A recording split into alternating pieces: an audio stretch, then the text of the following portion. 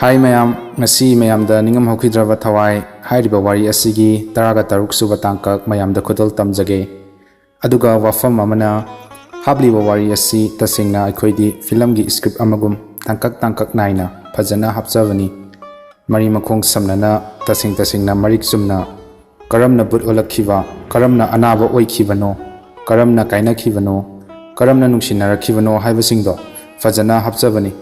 Masida Paiga Paktega, Warega Wadega, Sangmali Tenmali, Koitoi Koitoktena, Haibiravani Nangasiga Tanka Asidati, Wari Tankayama Hena, Katalaba Matunda, Hapsaravani, Masigi Makata of the Sunungai Tragadi, Ekoiso, Taina Mangaida, Abima Koba, Amalerami, Mahakbut Olaga, Mui Karada Tamnaramlaga Sikre, Wari Loisare, Asumna Haraga, Oina Wari Singsia Tagasarak Lage. Wari ama ibada matam kayam changi haibado khanthaviraga wa haibiragati yam nungaigadabani makha tarakpa asidi NINGAMHOUKHIDRABA THAWAI hairiba wari asigi 13 suba tangka mayamda khudol tamjage taminasi thawbana ngaktang leiramo ai yel leiruge asumna hairamlaga nokmi thoki matam aduda abemana da nang nabu yam fatti aibu yam wahale opka thamjindana Nangido, mi oliro. Bema, nang hojifao aibu sauriba. Hojikti, nangi nanakta, lengdana lairi. Nangi pendaba nungaitabado, loina hairo. Da, ay nang buyam nungsi. Aibu punsigi thadok pinuko. Thadok loyi. Ay nahingi se, nangi damaktani. Somdana mema, macha asuk tengla faubo halaktabada. Thawai wana, machabu koithi thirami. Thauba lambida lakpado, uvada memana.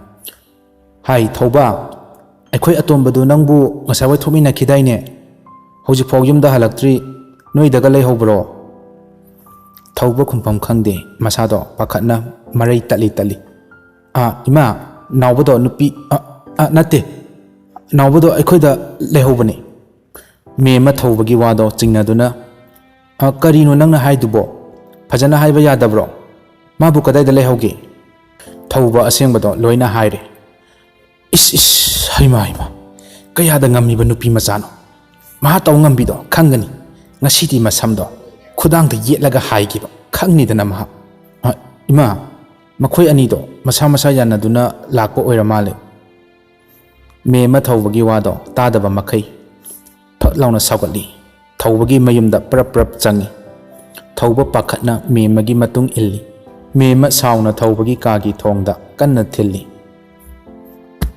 Hai atomba thongse hango ima wa haige mamagi khonjel tabada nawba khangprek khangna mafi semjinduna thong hangi mema prap changlaklaga nawbagi masa sagan paiduna laktuna mapanda chingi tawriba mawongdo abema ngakna masamana loiselli mema kaptuna nang imada phongne ekta singnaraba natro phare nang nupi siga nungaina lehoro imadi ngasima khudaksida thawri yalaga Nangi namangshida siragi asumna haiduna masada yaliba inafiduna thawri kongoi semlaga mangakta huksinki nawba amadi thauba tawriba mawongdu pakhatuna mamagi makhuttagi fido mulli ima karino adamai tawno imana adamai tawraga migi machasina kari khankidoino mema nawbada munna yenglaga nang nama aibudi nupisina hena luna khanba ngamaba natro aingonda ima haina amuk hanna kawrakano Nang aigi isa oidrabani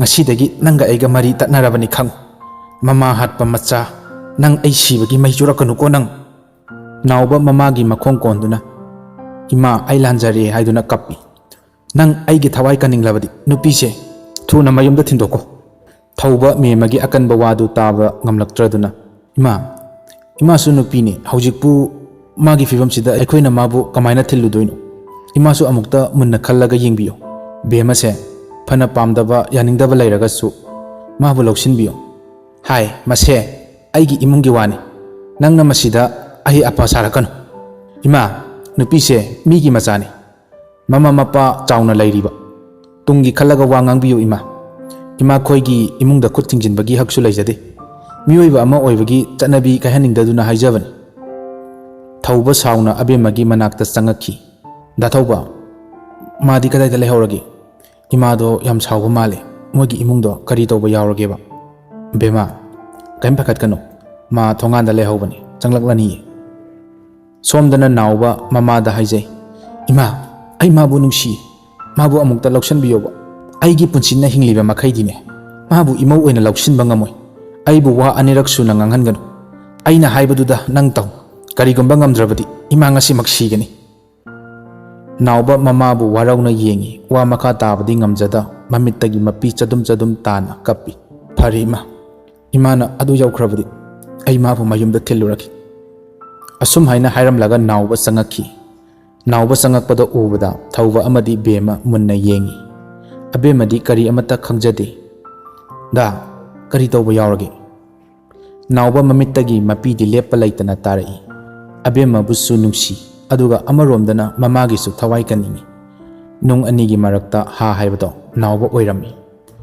Thauba naubagi mataudo yengba ngamdaduna tumina thoki. Nauba abemagi manakta sangsili. Aduga tapna hairai. Bema, hagolo, nang yumda thilagi. Karino da nang na haidubo. Ai bab taba ngamdre. Hauji aigi fifam sida yumda kamaina hankidoino. Nang aigi kemda khandrabo. Hayo. Asumna haiduna kapi. Nauba kaplaga amuk makatare. Bema, akoi babado. Kuire. Naraga laiba. Hauji imala ambado. Adugini. Hayengmok babado. Guwahati da pu daba yadre. Sigi fifam sida aina nangbu yumda karamna pusindoino. Nangsu amukda khanduna yeng. Asumna haiduna oidaba kaya haijinduna abemabu themi. Da ai yumda hanba ngamoy. Akoi babungdo yam sathibani. Ai yam kiye. Nauba hantakti khon kanna. Phare adudi. Nang mafam sida adum lehoro. Ai chatle. Asumna haiduna thokke tawi. Abema kapchaba natana karisu upai laichakhidi. Naubagi makutto pharaga. Da ai nangna haibado ai yaragi. Aibu thinbiro. Adubu nang aigi ijat pudi kanbiyo. Nauba abemabu chetna koli. Nungsibi. Ai nangbu yam nungsiye. Matangna matamna yadabana. Ai nangbu amuk thinba takibani. Lao chalasi. Thauba aniduna ngangnaba khuding tarami. Aduga masu abemagi khallubada lona kapi. Hawjikti makhoi anina abemabu amuk mayumda thinba laki. Abema lona kapi. Aduga naubasu adumangai. Adum kapi. Abemagi thongalsu yaure. Naubana. Bema. Nang changkro. Akhoisu hankragi. Abema ikai iki thadoktuna naubabu konchinjai. Aduga kaptuna hairai. Da. Ai lehoba ngamoye. Bema. Se. Nang lehoro. Aibu thajo. Ai nangina kokpaiduna wasakli. Nang warabasu wana chahi amatang di ngairam. Ai nangbu soidana lauba lakani. Da. Ai ngamoye. Ai nangina tung ilakani. Ai lehoba ngamoy. Asumna haiduna laimaida famthaki. Nauba handakti sauna. Abemagi makhut paiduna soro singi. Aduga masado thongalomda namduna inchillamlaga anna fawba yengamdana chatkirami. Abema uprak uptuna tusinki. Tapna tumina haugatuna tapna changakhi. Mangonda makhongdo hek kakhatke tawbada mama mapa anina sariba warido tarami. Mama nachanupido magi khangna chanaba kanaga lai haiba nangbu khangbro. Maning khundagi nupa macha amagadi khangnai haiba tai. O phare. Isado manung matamdi charabani. Chasakrasan. Ado nachanupido tachingna chelamlagadi phai. Adu natana khudong thiba taramlabadi kamdhauba. Mama ai khangi pakhatkano. Isado soidana chelamgani. Pothana batawrasise matamse a yaure. Hoi. Ado isado chelamadi kuinaga thamgumsi. Laikai minok sangakani. Kuidana adum hongdokpikrasiko. Hoine adububa hayeng khanaba tabani. Isado yamna wajarakpani.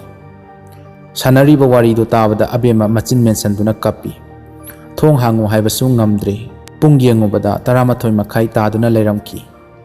Tinkang marakta ahingdo mangongi kachin amada masado tumpak tasinduna nonganba wana ngaijaramki.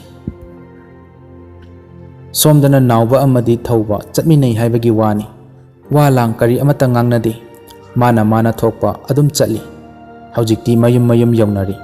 magi kada changduna nungaina tumnaki numitudi mema machada wa amata haijadri magi aningba pumba machana pangthokpadagi nauba ahingdo kaptuna sum lienki abema naubagi maikei tamna makhong gam thangduna chauna lakhi mamittusu naubada khana yengi aduga hairei mi amagi punchibu karisu leitana khanba nangbu aina lemna tharoi aina kari tawrake habado namit thitna yengu nangi imungsu awafamda tahangani nangdi mi nati sani sa bema nang saungnuba ai lanjare nang aibu nungsidrabo nasagi naranbu soikre lankhre haraga yagani hekta khanbra mi amabu hatpa loiraga lanjare haraga mi dubu amuk hinganba yabra mina aigi ifamda tawrakpada nungairoidaba thabaktudi kaidongnungda tawge khaloidabani aina ngasi lekhadana manglibase nangnani ai nangbu hatkani aina phairiba thangsimangna nangbu ikut pena hatkani asumna haiduna naubagi mabuk tamna khangthin thelli nauba mikap khangtok thoi mamit phagli us hauji aina ukhibado mangla asumna machinda murum soli mamaido humangna punglup lupi asumna ahingado adum hauki nongalakpada abema mangon kasinda tumlambado ubada nungsi kokchawbi pharangkai khonglei thuna pakhatna chensilli aduga machabu konkhattuna kawi ibema kaino nangna ngasi tawramiba mawongsibo imadi mangjari asumna haiduna masa nomduna kappaga kawi abema mamana kawbado taraduna mamito tapna pangthoraki nungsi machana mamit panglakpada gyan khara tabagum ningi se hawgolo nangbu gyan tarabo namito imada yengusi abema kari amata khumdi mamabo munna yenglaga mamagi matambakta tapna hithai nungsi pakhatpana loiri machagi mamaida nungsina amuk nanbi aduga tapna hangi ibema ima wahegi nang kadaida chatluge sengna imada hayo aduga kamaina mangon sida leiramibano nangbu ngaurabra haiba abema tapna hawgali aduga khummi ima aina ngarang bazar da chatpada imanabi ama thingni imanabi do hanadaisu masado khara ngamdaba male aiga hotel da singju chaminari ngai khangaudana wantharakpadagi sugunu hospital da pukhale magi fibam do doctor na khara lure akhona yengbadi ngamaroina khara thuna imphal da pukhatpina hairakpadagi mama mapada paw piduna lakhi aduga pukhibani abema wa makha taraktre chapleptuna tumina laikhi kaidawrage chaplepadi nangna kamaina yumsida kanana thilake haba abema mamabu kina yengi masa thak nikna tapna kappaga khomi ima nabidugi mama khoinadi aibu yumda thilamagena phana kanadi haijabani aduda aina anabado khara lubaduda nungaitaduna yarani ai adum ima khoida lawba laona pawpi khrage haraga lehokibani aina pabungda phone tawgena aigi phone do yengbada mai yaudabadagi op taramki aishu maside kanararoina khanduna labuk lomda sammaga ithanta kina chenboy chatboy tawraga lakhibani aina yum yorakpadadi ima khoi loi tumnarami aishu wamandana mangon sida ngaktang pathagena phami adudai adum aidi tumthakre imana hojikta kaurakpaduda gya lakpani mama masana mapanda murum ngangnabado saratna tabadagi tholaktuna kana no yengi mama macha oirambaduda sarat ngakna machada yenglaga hai nangdi ngarang khanagada leiruiba nungsina wari pumba tammi ipagi ibema matamse yam phatrabani nasana khara chekselo nang nupini nang ngarang nathanda sangkhraba labukse phawraga lakpada phattaba mi thengnaramlagadi kari oini nang madu khangba ngamra madugumba thabakto matung amuk hanna tawge khangan yare tokpiro angangse ngarangsu chakchara maroi masasi su yam chokthana uri kona fajana hainarasi kaitobagi asumna nongma haukhibana tha ama haujinkhri numitudagi nauba amadi abema pauksu fauna khidri naubasu mamagi yathang hikokpa ngamdaduna yumdagi mapan thokhidri ikai tv nupigi mapokta poklubana abema kanadasu magi aronba wari pendaba nungaitaba singdo likthokpa ngamjadi mathanta lona kappa natana magidi karisu pai laijadi mamanabi singda wari do lithok luraga mabu oktabini khankini kijabana mathamoi nungda lotuna wana khangjaki naubana hairamba chahi ama haibado kayam watli haiduna makhut thektuna pajaki nongma nungsido isangi yumda chattuna isanga unarami ichan handak tha ama ani se namanabina honglakliba mawong matause ima kari haigadabano khangdre machi unglaga ayamba matamdasu kappaga adum lay nangbu magi khangna changnaba nupaga saunakhiba nungaina khidabaga laikhibagi pawbu tabro ima aidi khangdi mana sunong mata aingonda magi nungaitabagi wari amata su sade mana haidu uyadaba sidani ni ima aisu laitafam khangdribasi thabak chatlachu ima se chatfam khangdre mana sumaina sum laibasida ai kari tawgadabano khangdre ado nangna khara themlaga hangu aina su hangbadi kai harak hangaga yengabani ikai bagira karigino khangde haidu uyade magi matause imadi yengba ngamdre asumna tawramba icha natti asum haina haiduna kappi ima kapkano ai soidana khangna naba honagi aina hangbada ma soidana khumakani asumna wari kaya sanaraba matung nungsina mapi teithok laga chatki matamdo diwali mayasu naksilaki isando tandum chare khanduna abemagi yumda lai kai sakharjano madugi nupido magi kada su laitine maningdaga laiba jara asumna isanna abema bu thiba haurai matam aduda abema yena khada tuminna famlaga leirami isan tapna famthai noklaga nupi kai khalino noi amadugi wakhal khaliro abema mamitto irachena yengai kaino kapiro adumai tawnuse asumna haiduna mapido taithokpi nangbu nasa nungai tabro kaino nasamna naga se ifa phare se ai punsin bige se yaranida sum pharaga laisan aidi masina hena pakchadro nupi nang nasakto yadre khara keraga layu yadro angawi maleba lao hagolo bazar chalusi nang saurano ai lehorage nang chathouro yam taning de ko sasat loisalo thengkhrani ai ngairabani ko nang chatluroba ai haksang se kaya nungaiteba aduini ado nang kari leiruge haino nang nasa nungaitabaga bazar chatpaga kai mari leinade ai thanta khanba hairoi aduineba hoiba ado kari pot noba khandoibo hayeng diwali ne khangbidrabo aikhoi sakta thido adugi frit ama leiruseba abema ichangi wado tabada nawbobu ningsinglaktuna mabukning hena nungsiraki khamba ngamdana miludagi pirangdi leptana tarakhi ichanna abemagi makhut pairaga nomi bema nang kai dorage haba nangi nungai tabdo aingonda hayo asumna haiduna anido punna konchinnaduna kaminai ichan ai yamna wai ai shiba pame khangba ngambagi thawna laitri nangna walo libado kaigino hayo nang kai dorage ba nangna wari do haidradi amu hena aigi sakse nangonda amu hana ularoi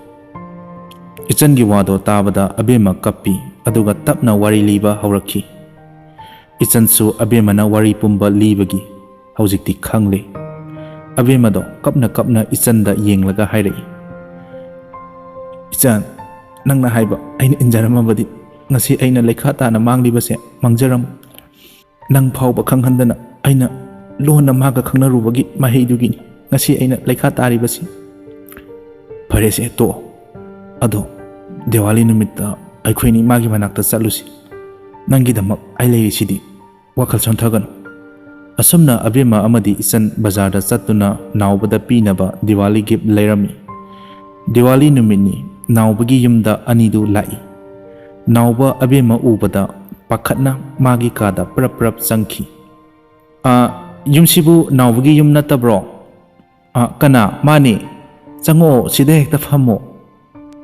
yarani da inama ado nawba laikhibro laye magi kada hojikta changkhibani kakthorake phamamuko nawba mamang khondagi namanabi ani laiye amukta thoro nawba masado ipa pakhatna as itima ai leitena amta haibiko thabak ama chathokhina khara amta haibikhu kai angang no masibo ngaktang kokthoga wari sanabiyu kaino lesabi singse ikai roidro nang adumai tawradi inama ningon chakobaga chaloidro handak di chalaroisira na khalini ado khangdida lamnaga lapasida aidi chatpu chatningdre abema ikaibana mamai nokhat chaba fawba ngamjadi lukthaduna tumina fami abema nang oira aidi kana kana oiraboi ningure kaino nasadubu yam sona ure narurabro nangbo aikhoidaga lakhidre aikhoi amasiga nangbo saunabro inama kaishu tawdida ihe ikaigano nayumni nongma natraga nongmadi nangsu yumsigi mau oiduini natrane isan hoi inama asumna ahumda punna nokminai nauba abemabu nungsidabadi natti mamabu kijabana abemabu harau kaujaba fawba ngamdabani tamoinungdadi masu kaplibani matam kuina uba fangkhidraba abemagi nungsiraba maithongbu lona thongnawdagi cheptha yengjari mataimana amuk makha tarai aikhoi amado thoro hairamabani ikairabra kaino thorakdrene noi ani ngaktang phamlamuko inama chalo lugige abema ichanda khujinna si as ayoma sire hingjabi kaidoragi abema mamito khappi isanna is yareko ikai tv ga amuk sarano nupi tho tawgadabana thawdo pangtho hauji fo kaidorigi nangbo abema wakal ama lakpadagi ikaiba pumba thadokuna nawbagi kada parap changi nawba thongnaw mapada tumina leplaga leirami abema ubada masado humang kangi se sida thamlamlagi ai chalagi asumna hairamlaga parap amuk thoglai kaino yam thuina wariga sanaraktro abema mamittagi mapi tarai aduga tapna amuk makhutna taithokjai chalasi lao ai tho amage as ngai khomi hingja bisidi poto pirama boba pirame anidu hoini mainiga kem hairamdana tholakhi mataima nokmi cha pothorakhi anidu leiramdreni chatkra male diwali numit oibana mema kaitheldagi ahaw athum mayam leiraga halai hai noibu tabra kana laigin he yastang ngasi fawba noibu kaidoraga laige maungni na tawri singsina masak singse amata hek jingningde asumna ngang duna isau langi nauba mamai mamin ipom na thorai atomba kadai dano nangna amo chathokranu nauba khumlamdana tumina thokhi haima karino ni masibo nangbu thokranu haibani ni he mamong nupi parap thorai nokmi ga tawraga harauna ima kaino matambiyura kari wano nangna amuk tamdawriduna ima mamang khungi akhoi nawbaga khangnaba abemado ngasi laami kari no nawbagi potka yam thilakhibani mema mathawak yaiduna is Vishnu aidi mangjaredana maha hingsabido ikai khangdabi tawngambido yumsida laamiba kayada mamai kalliba nupinoni ima kaidoragi chumna sum kojarakpodubo he apangbe nang kari khangi chumna koiraklido maram leibagini ne thada lakpaga natte helagi nupi natte ne tawngam khraba kijai madugi nupi do kijai ko mema isau lang duna nawbagi kada parap sangi mema nawbagi mompak makha kangkha lukha thiba yaba thire phangdre mema hena isau langba horai kayada ngam khraba angango matuduna pirakpa photo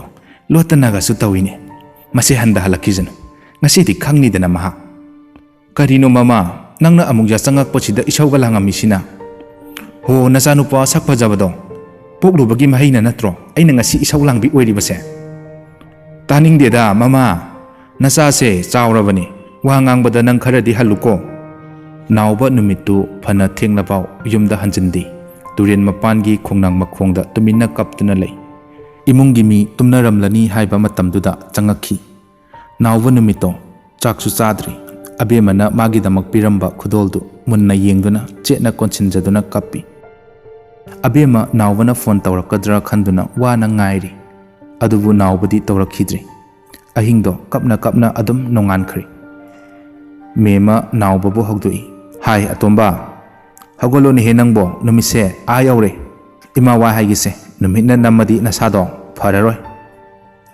nauba mamito makhutna noiduna thorai ima kaidorage kaiwano sat hairo tumningbana yadre amuk tumukhidoineba ichadi ahing huranba chatlubro hojikta tumkhigega haiduna as akhoi masima amuk tawra adawne sat hairose kari wanoba mema mabukningdadi sauningbana loirabani ngangninggbana su machindo mareng chatlabani asawbadu phajinduna tapna hairai nachedo Churchanpur da chatkani gari thawinaba mi leite nang laona hairakpani amukta chaluso nangi haunabi amuk naidana lairanu ko sat loisalo as talle asingba asumna hairamlaga parap loisilaga chatki mema nawbana thokhibaga nawbagi kada nanghoroi matagum makhongdo gam thangduna changi ngarang abemana piramba poto koithi thi mon makhada lairamki mema machinda murum soli is kayada haina loliba ngarang numit chupaduma koithi thibadadi fangdi masi angangsigi haktaksida ai sidawribani ni asumna mema mirak narak yengduna khana chawba ibudau wangpuren khubamda parap laktuna ngarang abemana piramba khudon poto katlaba matung lining thok sanamahida amuk katki nawba ipa pakhatna magi kado mathak makha onduna koithi thirami kaino ai ngasai di mon makha da thamlambani da kaida laikrajano nawba thiba yaba thiri phanglaktra kadagi murum solaga thorai mema lining thau kadagi poto puthoraklaga parap tholai nawba tholakpaga mapachana duna thongjinda gong hek thingjinai mema masado ipa fakhatna karino ne masibo nawba mamada munna yengi aduga tapna haire ima kadaida puruino mema khumpham khangdi ngahak tumina lefi mamit mana lakthoklaga amuk cheri ichadi nupi du da ngawkhre natro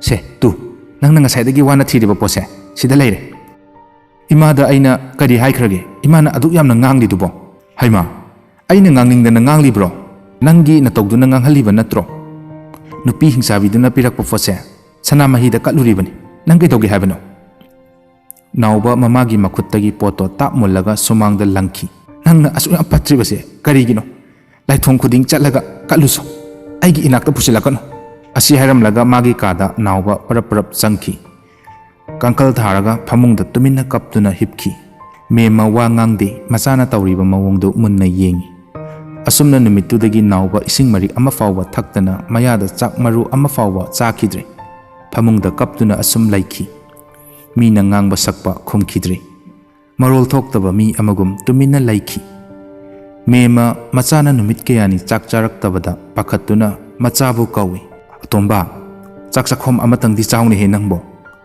nangi na tawse ima karamna yengduna layu haibano nawba mamana hanjin kaurakpaduda handakti khon wanglap chawna yare ima aigi nakta kanamta changlakano ai kanamta gi wataningdi sirabasu ai kasida sijakhragi aigi damak kanasu wabigano thokro changlakano changakpa mi khuding loina hatkani nawba mamana pokpadagi ngasi fawba wakana ngangjaba mi nati ngasidi thajadana khon wangkhattuna mamada nganglakpada mema kaptuna kari haiba nangna hojik haikibado aibu hatke haiba natro law halu law nawba wakhal fathaba ngamlaktraduna phamungdagi fuk hawali asawba heman khibana mamani haibasu kawkre nang ta halagi haiduna mamagi mangak sammet ke tawi nawba amuk chap lepi oh nangse aine hek uksaba izani ko nang magna aibu asumna haiduna kappi ima nang sunupi ni ko migi machadugi maral karin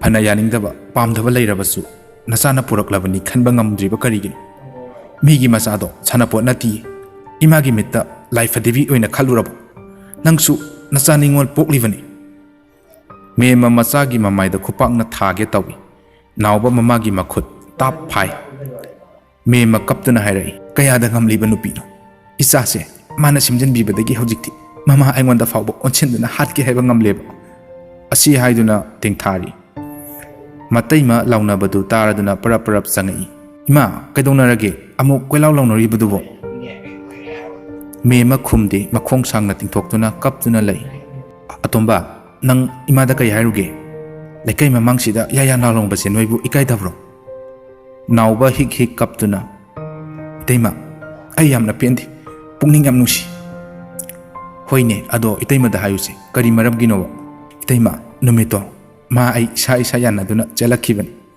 imana mabu pamde imau oina lawsinba ngamoi nangna mabu yumsida purakke hairagadi ai ngasimak thori yalaga sikini hairapadudagi pangdaba nupa thoktaba aina karisu khangjadabi abemado oidaba kaya haijinduna ahing athengbadudha mabu ikutmak namduna soro soro chingduna mabu mayumda thilamkhibani aduga ngasina amu mana nuksina aigidamak piramba khudon poto laning thausan amahida imana kalamkhibani teima nawbagi wado tabada mataima thamoida khutum suna khangjei mabokningda ima nangse phattedako nangi sunongmodi matam soidana lakhini ko asumna mema thawai sakna laikai mamanabi amagi yumda hobe hobe laami haima kaidoba yahrage hobe hobe la isina chango kari leirage gyantana amukta famuse as ai phamarogi ai nanga wari ama tana sena la in kari wano hekta hayo maning khunda maibi ama lai habada aduda amukta chatminaruse hoi chaluse ado kari toba yauragi adu phingundubo achatnaba tawrasi thengjin kharabati pharak amuk takini wari do ai chatna hairage lao thoase ado kari wari no ngai khon hinangbo haujiki maibi do kamai tawgeba loina ngamba natro ho ibema nangi apamba khuding loina ngambani mana ngamdaba karisu laite ado kanada kari tokshi hainoba asumna anidu maibi thoinu gi yum yoksilakhi maibi thoinu anidu laklibado mawong amani haiba yengbada adum khangi mema thoinu gi laisang mamangda abemana pirakpa potto khoiramduna katli chida fambiyo kari tana sige ima maibi aina kachariba potse amukta yingbiyo aigi isanupa atonbaga khangnaba nupiduna pirakpani potse hek thelaklamba numitudagi isanupado asumna haiduna wari pumba tammi ichegi se nanaw khangjare nupiduna mantra jantra semjilakpa yawbara yengsi haibagi natrane iche anina lakpirise mane yam chumna phawbirakre ado asengbado haibiyo khangjaningduna lakpani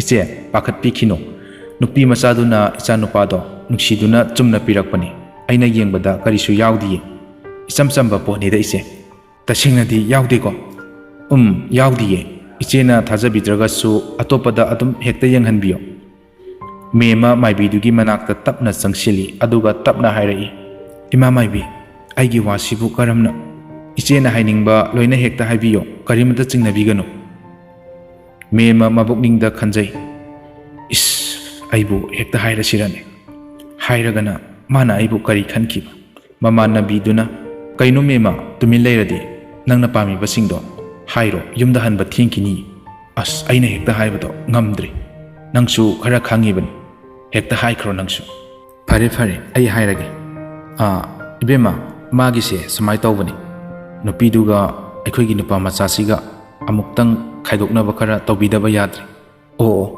ado kari maramgino nupi machasidi ado hagna fattaba midi oide aina sum yengjabada ibemana masimatang yanaba tawbiyo inauna katlu haiba dokhinado adum tawjagi iche dokhina khakki wa ngaksunati nupi se yamna fai adugi haijabani ado kari maramgino ichena mangonda asigumba fattaba thabakse tawgena khanbirakliba nupi do phana faba oisanu ai nupi do sungpam hek pamde yaningde ai nupi masado ichedi sungpam pamde fare ichena adu yauragadi ai nattaba atopa kanagumba amaibi amada tawhanbiyo aigi oinadi mado ngamjaroi mara laitaba angang nupidugi pap soidana pugani mamanabiduna ibema handaki simatangdi inauna tawbiyo aikhoina atopada amuk hairuba haibadusu nungaiti atopa natte khanduna haijaribani memana 10,000 potoktuna maibiduda pirami ibema se yamdi yamdre ahanbagi oina kharasi thamjaramagi aikhoi miyoiba khudima hingbada sen changi sen pamdaba taibangsida kanasu laiti mitmangda mani tarambada kanduna kanasu chatpa ngamdi phana kanna yaramdaba maibido mitmangda sen kharadu ubadagi khanta hawdana sendo makhutna lauksinki che aidi masigumba phattaba thabakse tashengbadi tawjaningdabani iche khoina haimanbaduda yadabasu he ngamdri tawrisi mema harauna momon nokjai maibiduna amuk makha tari iche khaidokpa haibase yamna lui ado nupi khaktada tawbadi kanaroi Icha nupaduna nupidu nungsijabani nupigi matung adum inkini. Thabakse tawse hairagadi animakta tawdaba yaroi. Hoi animakto hek tawrasi. Ado aina pambadi icha nupana nupisigi maming masak loina kahonkhibado pame. Aduga nupido aikhoida linfa toina hek lai. Lakpa ngamdanabado adusu tawsi. Maibidu noklaga. Iche aina ngamdaba karisu laiti.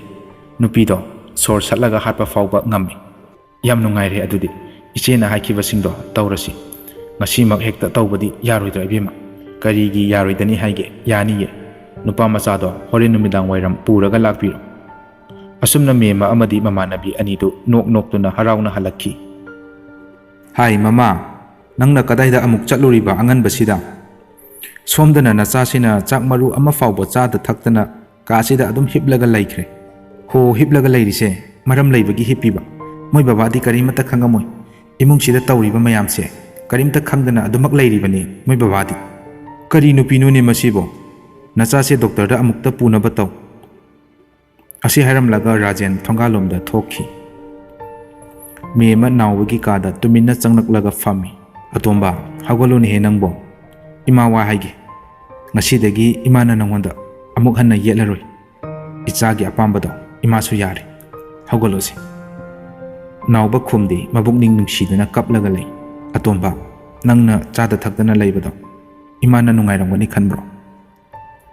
Asumna mema mapi teithoksinaduna kapsinai. Nawba mamana hanjin kaplakpado taba ngamdraduna tapna hawgali. Atomba se ima wa haige. Ngasidagi izagi awaba koklagadabani. Maningkunda imaga chatlusi. Halakpada abemado imana ima uijage haiba soidana chatkani. Lao thorobasi thoroko. Nawba mathamoi nungda haraujai mamagi wado tabada. Asumna mama macha anido maibi thoinuga wari sanarami. Ibungho nangsi onthongnasu pangkreda. Nawba ngakna ima maibi asumna wa ngangthoktana a tawduna lay. Pangkhrabajani ibema nangna warido khara sabiyo natrabadi bab tararoi. Ibungho imadi ichinchina faw panbu paningdeda. Nangna hauji nuksijariba nupise onthoknasu phattehe. Nang maga kuina loinaragadi nangi punchise manganibu pamukreda imadi. Nawba mamit lauthoktuna maibida munna yengi. Maibiduna amu makha tarai. Nupiduna nangse potsem tawraga phanaba kanna honarebu. Lao sida jangsilao imami hun yengi. Iche angangsigi mihun sidi. Mema pakatsinaduna ibema kari tawrageba isase. Iche nupiduna angangsidi tasingna pot thakrebu. Mahana nupidugi wakhanda ngokchatnabagum hek tawribado. Masinani kayada phatkidraba nupinone madubo. Mema kapsinnaduna ibema adudi karamna tawni. Iche ti mangjareduna. Iche kaimta khanbigano ai tawjagi. Ibungo se imana piriba potse nang chaw. Nawba sauna fuk hawgali. Ima nang lehaukhidra. Ai chalamagi. Asi hairamlaga thuna khongdo gam thangduna chatkhi. Ibema masibu kamai tawsi haibani. Iche maki apambado adum tawchakhrasana. Nupi machado manasu yamna pamjai. Karino da ibema ngasai kari hainakhiba wangangnasi. Phare iche ai tawragi. Se aina piriba pose angang nupadugi chanaba potta nomagi khara hablaga pijo. Aduga masisu loksinbiyo. Masina nupiduda pijanabado honabiyo. Mema pot anidu loksili harawna. Ibema masidaidi adum ai apamba thunglaniko. Hoi iche nupidusu amuk hanna lakpa ngamdanaba tawjakhrabani. Asumna mema machagi chana thaknaba pot kaya singda mantra yawba potto hapsinduna pijakhi. Nawba potu charubadagi abemabu noma kaw nini kawki. Haujikti masakti lairadana maming fawba kawkhri. Somdasu laikagi mau aduna memana pirakpa potu abemasu charubadagi nongmagi masa sonjilakhi. Haugatuna chatpa fawba ngamkhidri. Phamungda taduna adum laikhirami. Sharat amadi nungsi machagi kairakliba sakpam honglakliba kayadubu yengba ngamjaramdi. Phana laitrabasu ꯏꯆꯥꯒꯤ ꯑꯅꯥꯕꯁꯤꯗ ꯐꯔꯕꯗꯤ ꯀꯣ ꯈꯟꯗꯨꯅ ꯃꯅꯤꯄꯨꯔꯒꯤ ꯃꯄꯥꯟꯗ ꯐꯥꯎ ꯄꯨꯔꯒ ꯂꯥꯌꯦꯡꯈꯤ꯫ ꯑꯗꯨꯕꯨ ꯂꯩꯅꯥ ꯂꯥꯏꯌꯣꯡ ꯈꯪꯗꯕꯅ ꯀꯥꯟꯅꯐꯝ ꯈꯪꯈꯤꯗꯦ꯫ ꯅꯣꯡꯃ ꯅꯣꯡꯃꯒꯤ ꯑꯕꯦꯝꯃꯒꯤ ꯐꯤꯕꯝꯗꯤ ꯁꯣꯛꯆꯤꯜꯂꯛꯄ ꯑꯁꯨꯝ ꯍꯦꯟꯖꯜꯂꯛꯈꯤ꯫ ꯑꯕꯦꯝꯃꯗꯣ ꯗꯣꯛꯇꯔꯒꯤ ꯍꯤꯗꯥꯛ ꯆꯥꯔꯒ ꯃꯁꯥꯗ ꯁꯣꯔ ꯐꯨꯟꯒꯠꯄ, ꯃꯆꯤꯟꯗ ꯆꯣꯏꯔꯣꯟ ꯀꯌꯥ ꯂꯣꯟꯕ, ꯇꯣꯏꯅ ꯃꯪꯂꯥꯛꯅꯕ, ꯍꯧꯒꯠꯇꯨꯅ ꯆꯦꯟꯕ ꯀꯌꯥꯁꯨ ꯍꯧꯔꯛꯈꯤ꯫ ꯉꯁꯤꯒꯤꯗꯤ ꯃꯇꯥꯡ ꯑꯁꯤꯗ ꯅꯤꯡꯉꯝꯍꯧꯈꯤꯗ꯭ꯔꯕ ꯊꯋꯥꯏ ꯍꯥꯏꯔꯤꯕ ꯋꯥꯔꯤ ꯑꯁꯤꯒꯤ 13 ꯁꯨꯕ ꯇꯥꯡꯀꯛ ꯂꯣꯏꯁꯤꯟꯖꯔꯦ꯫ ꯋꯥꯔꯤ ꯑꯁꯤꯒꯤ ꯃꯈꯥ ꯇꯥꯕ ꯁꯔꯨꯛ ꯃꯊꯪꯒꯤ ꯅꯨꯃꯤꯠꯇ ꯃꯌꯥꯝꯗ ꯁꯣꯏꯗꯅ ꯄꯨꯗꯨꯅ ꯂꯥꯛꯆꯒꯦ꯫ ꯃꯌꯥꯝꯅ ꯃꯇꯝ ꯑꯗꯨ ꯐꯥꯎꯕꯗꯪꯗꯤ ꯋꯥꯔꯁꯨ ꯋꯥꯅ ꯉꯥꯏꯃꯤꯟꯅꯁꯤ ꯍꯥꯏꯔꯒ ꯃꯌꯥꯝꯗꯒꯤ ꯀꯥꯏꯅꯅꯕ ꯌꯥꯊꯪ ꯅꯤꯖꯔꯤ꯫